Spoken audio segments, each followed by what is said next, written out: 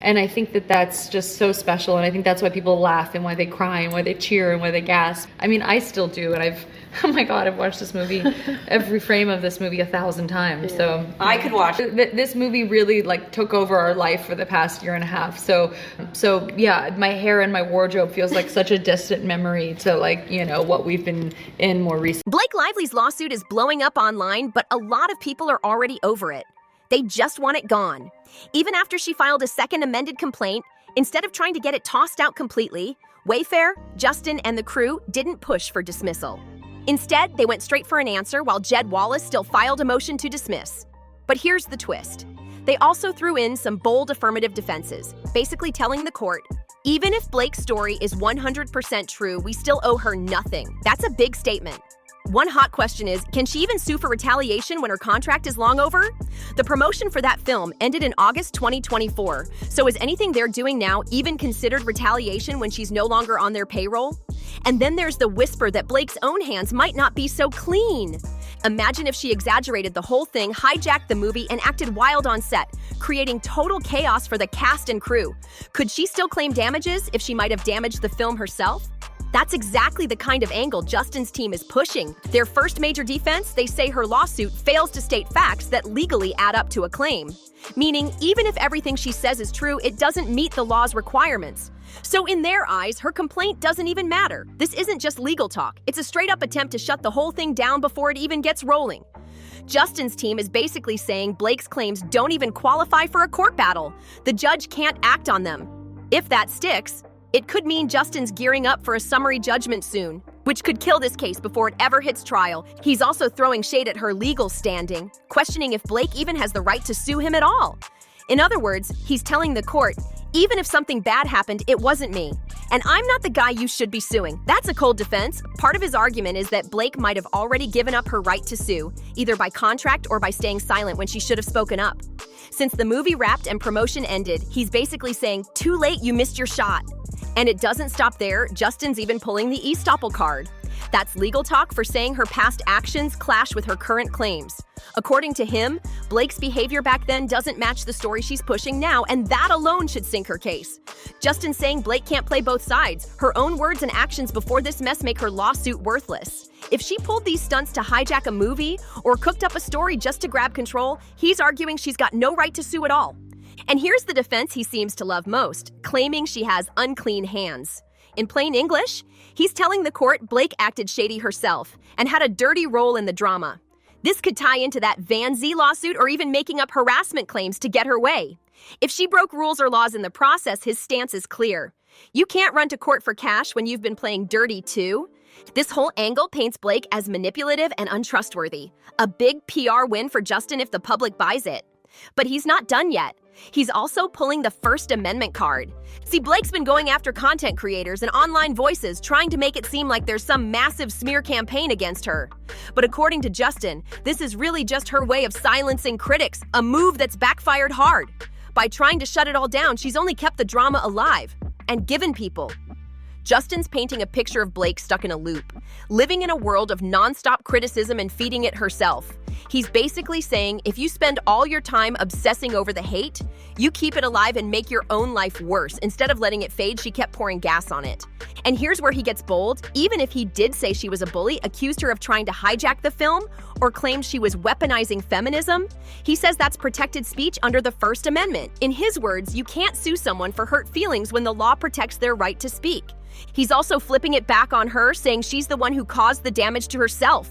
According to Justin, nothing he's done has actually harmed her. She failed to mitigate the situation and made it worse on her own. And then comes an interesting defense that wasn't in his first answer. And if he ever had any legal duties toward Blake, which he flat out denies, he says he already did everything required of him. In short, he's claiming he's fully discharged any possible obligation and there's nothing left for her to chase. Justin's basically telling the court, even if I owed her what she claims, we already did it, and it's over. She herself admitted the film was finished, promotion went smoothly, and nothing else happened on set after the agreement was signed. From his view, deal done, no more strings attached. Now she's coming back after it's all wrapped, trying to sue, when he's not even her employer anymore. He's also saying she has zero grounds for punitive or exemplary damages because she missed the filing deadlines. For a federal sexual harassment claim, she had 300 days from the last alleged incident, but she waited a full 18 months. That's a major timing problem. And here's the brand new defense. Her California claims are dead on arrival because she hasn't alleged anything wrong happened in California. If the alleged harassment happened on a New Jersey set, then by law, you sue in New Jersey. Instead, he's accusing her of forum shopping, picking California just because it has a law, Section 47.1, that might help her case. She argues her contract required suing in California. But Justin's side says that makes no sense. The work happened in Jersey, so that's where the lawsuit should be. From his angle, her California harassment claims crumble because none of the alleged misconduct happened there at all. Justin never raised this point before, that Blake never claimed any of this happened in California. And now, in Jed's latest motion to dismiss, they're hammering it. She's suing in New York, trying to use California laws, even though the alleged incidents happened in New Jersey. That's a messy legal stretch. According to them, the only time she even told Justin about any of this was in January, and that was in New York. But there's no dispute that everything on set took place in Jersey. So how is she dragging California or even New York into this? At the end of his filing, Justin goes for the jugular, asking the court to dismiss the case with prejudice, enter judgment in his favor, award him costs, and give him any extra relief he's entitled to. And for any claims that do make it to trial, he wants a jury to hear them. The judge isn't just going to toss the case because Justin says so, but it's clear he's setting the stage for a summary judgment. His team has hinted at it more than once, and that move would let them bring in all the receipts they've gathered during discovery. Unlike a motion to dismiss, which relies only on the complaint's four corners, a summary judgment would let them hit her with deposition quotes, evidence, and every detail they've collected. With summary judgment, Justin's team can finally unleash all the receipts, text messages from Taylor Swift, Ryan, Isabella, and others on set, plus any emails tied to the production. They can even show there were no HR complaints filed at all. This is where they can drop the full pile of discovery evidence and argue to the court, there's nothing here, no disputed facts, no reason for a jury. They'll go through each claim Blake has made, countering them one by one. Summary judgments are beasts. Hundreds of pages if needed, packed with deposition transcripts, discovery records, and anything that proves their side. And this is where Justin can hammer the big points. Nothing happened in California. Unclean hands applies, she's barred from suing, and maybe even a copy of her contract showing she waived her rights. They're also painting Blake as someone who plays legal hardball to get her way. According to Justin's side, she's quick to send demand letters and threaten lawsuits to pressure people into doing what she wants. Sure, a judge might call that hard bargaining, but it creates a toxic, hostile relationship between an employer and employee. When every conversation feels like a setup for a lawsuit, good faith negotiations disappear, replaced by the constant fear she'll just drag you into court. Justin's camp believes he's been stuck between a rock and a hard place from day one, and still is. They say he should have cut ties with Blake the moment she stopped cooperating on set, but felt trapped. Sony wanted her, WME wanted her, and firing her could have been spun as retaliation for her claims. That left him in a defensive corner where she couldn't be fired without legal blowback, and he couldn't push back without looking guilty. They argue she preyed on that position, knowing he was boxed in from the start, forced to sign off on things even if they never happened. From their perspective, he's been in defense mode ever since, and still is today.